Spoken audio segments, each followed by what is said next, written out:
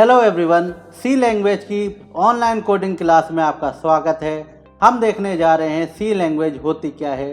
तो सी लैंग्वेज एक procedural language है। 1972 में डेनिस रिची साहब ने इसका आविष्कार किया था। उन्होंने ये लैंग्वेज अपने मतलब के लिए बनाई थी। वो AT&T बेल लेबोरेटरी में काम करते थे। अपना डेटा कैसे अच्छे से रख पाएँ उसके लिए उन्होंने 1972 में एक प्रोग्रामिंग लैंग्वेज की शुरुआत करी, जिसका नाम बाद में आगे चल के सी उन्होंने रखा। ठीक है, तो सी लैंग्वेज जो है वो हमारी जो लैंग्वेज है वो मदर लैंग्वेज के नाम से फिर फेमस हो गई। ऐसा क्यों है? क्योंकि जितने भी आप कॉन्सेप्ट पढ़ेंगे प्रोग्रामिंग के वो सारे स्टार्टिंग सी लैंग्वेज से ही होते हैं। ये कॉन्सेप्ट क्या हैं, जैसे डेटा टाइप क्या होते हैं, फंक्शन क्या होते हैं, एरे क्या होती है, स्ट्रक्चर क्या होती है, यूनियन क्या होती है, ये सब सी लैंग्वेज ने ही डिफाइन किए। उसके बाद अलग अलग लैंग्वेजों ने इसे अडॉप्ट किया। जैसे पाइथन में आपको यही सब चीज़ें पढ़ने को मिलेंगी, जावा में भी मिलेंगी। तो हम यहाँ पे कह सकते हैं कि C is the mother language of all language. Okay, तो सी के जो कॉन्सेप्ट हैं आपने देखा होगा, इंजीनियरिंग के बच्चे को वो पढ़ाए जाते हैं। कोई बच्चा अगर ओ लेवल कर रहा है, स्टार्टिंग कर रहा है अपने प्रोग्रामिंग कैरियर की, उसको भी सी लैंग्वेज पढ़ाई जाती है। कोई आदमी अगर बहुत हायर स्टडी में भी जा रहा है तो उसको सी लैंग्वेज के इंटरव्यू में क्वेश्चन पूछे जाते हैं। तो सी लैंग्वेज जो है वो एक बहुत वास्ट लैंग्वेज है। ठीक है, तो आप इस लैंग्वेज को अच्छे से अगर सीख लेंगे तो आपकी जो कोडिंग के कॉन्सेप्ट हैं वो इतने बढ़िया हो जाएंगे कि आपको कोई भी प्रोग्रामिंग करने में या कोई भी नई प्रोग्रामिंग सीखने में कभी कोई दिक्कत नहीं आ सकती है। तो आज हम लोग बातें शुरू करने जा रहे हैं, वो बातें होंगी सी लैंग्वेज की। It's all about C language. Okay, तो देखिए सी में हम लोग प्रोग्रामिंग कैसे करते हैं। तो आज हम पहला जो प्रोग्राम बनाने जा रहे हैं वो है एडिशन का प्रोग्राम। ये प्रोग्राम मैं आपको बना के दिखाता हूँ, इसको एक्सप्लेन करता हूँ, फिर इसको आपको रन करा के एडिटर पे दिखाऊंगा। ओके,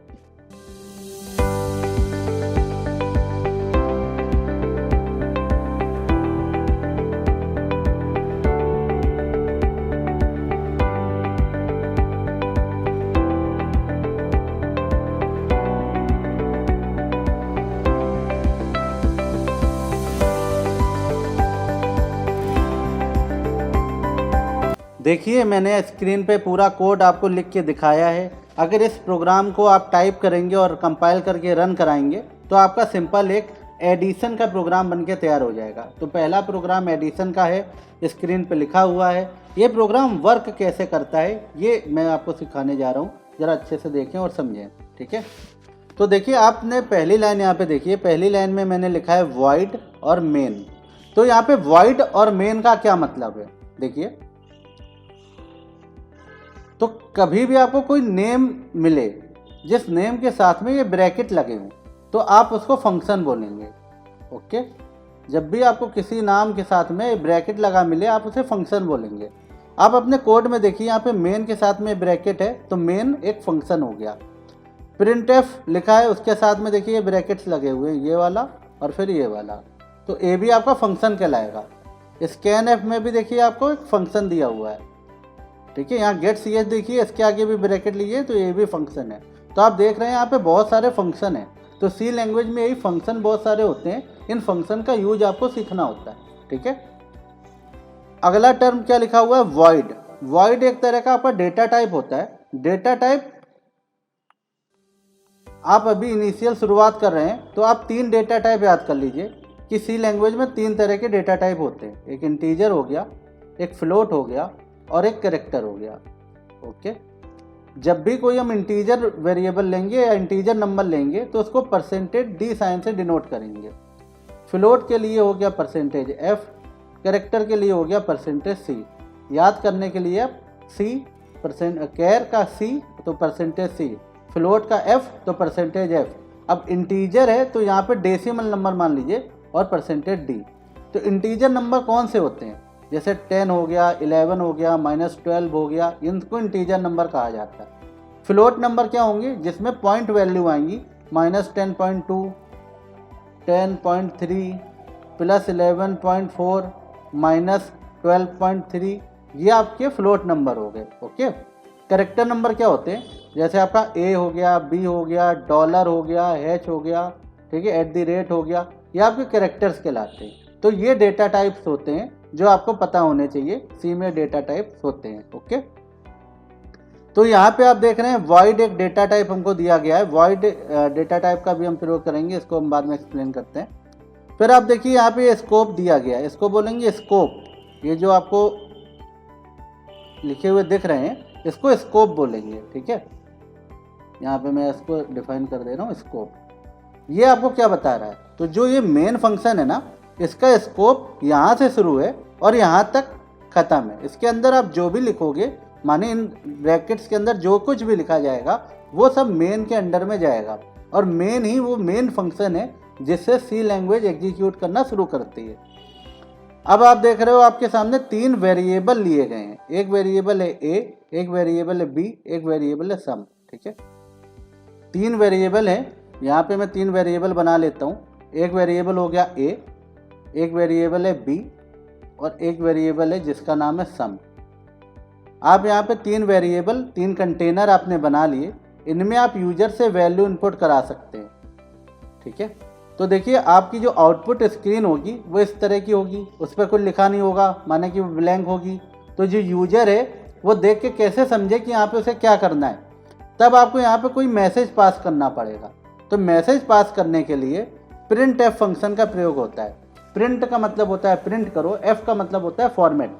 तो यहाँ पे जो फॉर्मेट इन इन्वर्टेड कॉमा के अंदर लिखा जाएगा, ये जो इन्वर्टेड कॉमा आप देख रहे हैं इसके अंदर जो ये लिखा गया है वही यहाँ पे लिख के आपको मिल जाएगा, इंटर टू वैल्यू। ओके, अब आपको यूजर से वैल्यू इनपुट करानी है। तो जब भी आपको यूजर से वैल्यू इनपुट करानी होगी तो आपको जो फंक्शन यूज करना है उसका नाम है स्कैन एफ। इस फंक्शन को अच्छे से देख लीजिए, ये बहुत इंपॉर्टेंट फंक्शन है। जब भी आप यूजर से वैल्यू लेंगे तो आप क्या फंक्शन यूज करेंगे, स्कैन एफ। पाइथन अगर आप पढ़ रहे होंगे तो यूजर से वैल्यू लेने के लिए इनपुट, ओके। यहाँ पे सी लैंग्वेज है, सी लैंग्वेज में यूजर से वैल्यू लेने के लिए स्कैन एफ फंक्शन का प्रयोग किया जाएगा। तो हमने यहाँ पे लिखा स्कैन एफ, ठीक है, माने यूजर से वैल्यू लो। अब इसके बाद मैंने 2% d के साइन लगाए हैं। ये इसी तरह से लिखिएगा जैसा मैं लिख रहा हूँ, यहाँ पे कोई स्पेस नहीं होना चाहिए, ओके। सी लैंग्वेज में ये सिंटेक्स का बहुत बड़ा इशू है, तो आप जैसा मैं लिख रहा हूँ वैसा ही आप लिखेंगे। मैं लास्ट में इसको रन करा के दिखा भी दूंगा कैसे आपको लिखना है। तो यहाँ पे देखिए 2 इंटीजर वैल्यू आपको मिल रही हैं। ये जो 2 इंटीजर वैल्यू मैं कैसे बता पा रहा हूँ, क्योंकि आपको मैंने थोड़ी देर पहले बताया था कि %d साइन जो होता है वो हमेशा इंटीजर के लिए प्रयोग हुआ। तो हमने 2 इंटीजर वैल्यू यूजर से इनपुट कराई। तो यूजर से इनपुट किस में कराएंगे, उसके लिए आपको कोई वेरिएबल या कोई कंटेनर चाहिए। तो उस कंटेनर का नाम है ए, ओके। तो हमने यहाँ पे ए कंटेनर में एक वैल्यू ले ली, और जब भी स्कैनएफ फंक्शन लगाएंगे तो उसके साथ में एंड वेरिएबल जरूर लगाएंगे, ध्यान रखिएगा। और स्कैनएफ के यहाँ पे हमने बी वेरिएबल लिया तो उसके साथ भी एंड लगाएंगे। तो आप ये समझ लीजिए, जब भी आपको स्कैनएफ फंक्शन लिखना है तो उसके साथ में ए के साथ में उसके आगे @ लगा, इसके आगे एंड का साइन लगाना पड़ेगा, इसको M% बोलेंगे, और बी के साथ में भी वो आपको लगाना पड़ेगा, ठीक है। तो अब यहाँ पे सपोज करिए 2 वैल्यू यूजर ने इनपुट कराई, एक वैल्यू ए की है और एक वैल्यू वी की है। तो मान लीजिए उसने एक वैल्यू 10 इनपुट करी, तो अपने आप ए में 10 आ जाएगा और बी में 20 आ जाएगा। जो पहले लिखा होगा उसको पहली वैल्यू मिलेगी, जो सेकंड नंबर पे लिखा है उसे सेकंड वैल्यू मिलेगी। अब आपके पास 2 वैल्यू आ गई, एक 10 है एक 20 है। अब इसको आपको सम करना है, तो सम करने के लिए आपको क्या है, एक और तीसरा कंटेनर लिया गया है जो कि एम्प्टी है, इसमें कोई वैल्यू नहीं ली हमने। इसमें हमने लिखा a + b। तो a और b के अंदर जो वैल्यू है, अब ये वैल्यू कुछ भी हो सकती थी, फिलहाल के लिए 10 और 20 है। तो यहाँ पे 10 और 20 हम ले लेंगे और सम के अंदर क्या असाइन हो जाएगा, 30। तो जैसे sum equal to a + b लिया तो a की वैल्यू 10 थी, b की वैल्यू 20 थी, तो सम की वैल्यू हो गई 30। तो सम के पास क्या आ गया, 30, ओके। अब ये सम के पास जो हमें वैल्यू मिल गई है इसको प्रिंट कराना पड़ेगा। तो हमने आपको पहले ही बताया कि प्रिंट कराने के लिए कौन सा फंक्शन आप लिखेंगे, प्रिंटएफ। तो हमने लिखा प्रिंटएफ माने वैल्यू प्रिंट कराओ। किसकी वैल्यू प्रिंट कराएंगे, एक इंटीजर वैल्यू है वो प्रिंट कराओ। इंटीजर वैल्यू कैसे पता चल रहा है, क्योंकि %d लिखा हुआ है, और वो वैल्यू किस वेरिएबल की है, तो वो वैल्यू बेटा सम वेरिएबल की है। तो सम वेरिएबल की जो वैल्यू प्रिंट होगी वो यहाँ पे ऑटोमेटिक प्रिंट हो जाएगी 30। तो जब आप इस प्रोग्राम को रन कराएंगे तो सबसे पहले लिख के आएगा इंटर टू वैल्यू। आप फिर 2 वैल्यू डालेंगे, 10 लिखा और इंटर कर दीजिएगा, ठीक है, इंटर बटन दबा दीजिए, फिर 20 लिखा फिर इंटर कर लीजिए। तो आपके पास आंसर रिसीव हो जाएगा 30। माने 10 और 20 आप इनपुट कराएंगे तो आंसर क्या आ जाएगा आपका 30। ओके, वो प्रिंट होके आ जाएगा। फिर ये गेट ch फंक्शन है, इसका क्या काम है तो वो समझ लीजिए। जो आप ये कोडिंग करेंगे वो आप एक किसी एडिटर पे करेंगे। तो मान लीजिए आप टर्बो सी यूज कर रहे हैं या बोरलैंड कंपाइलर यूज कर रहे हैं या डेप्सी प्रयोग कर रहे हैं, तो वो आपकी स्क्रीन एक अलग स्क्रीन है जिस पे आप कोडिंग लिख रहे हो, उस पर आप कोड बना रहे हो। जो आपका आउटपुट आता है वो कंसोल मोड पे आता है। किस पे आता है? कंसोल मोड या डॉस की स्क्रीन पे, कंसोल मोड बोलते हैं, या डॉस की स्क्रीन पे। तो कोडिंग आपने इस स्क्रीन पे की है, आंसर आपका यहाँ पर आया है। तो यहाँ से यहाँ तक इस डेटा को ले जाने का काम जो है वो गेट ch फंक्शन का होता है। ओके, तो ये इस तरह से आप इस प्रोग्राम को अगर टाइप करके रन कराएंगे, पहले कंपाइल कराएंगे फिर रन कराएंगे, तो कैसे कंपाइल कराते हैं कैसे रन कराते हैं वो अभी आपको स्क्रीन पे दिखाई देगा। ठीक है, तो इसका आउटपुट आपको ये प्राप्त हो जाएगा 30। आई होप आपको ये पूरा प्रोग्राम समझ में आ गया होगा। आप इस कोड को एक बार बनाइए, आपका क्या रिजल्ट आया है आप कमेंट बॉक्स में लिख के बताइए।